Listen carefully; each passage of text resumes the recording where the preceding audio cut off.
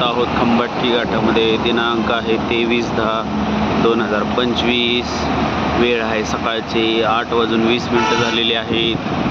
आज वार आहे शुक्रवार आणि आपण पाहू शकताय खंबाटकी घाटातील ट्रॅफिक कशा प्रकारे वाहतूक आहे ती.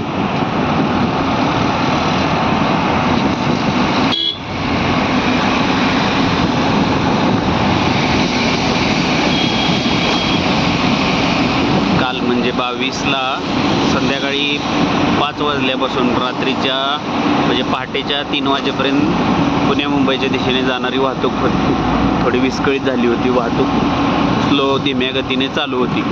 या म्हणजे त्या ठिकाणी 1-2-3 व्हेइकल बंद पडल्यामुळे वाहतुकीचा थोडासा खोळंबा झाला होता.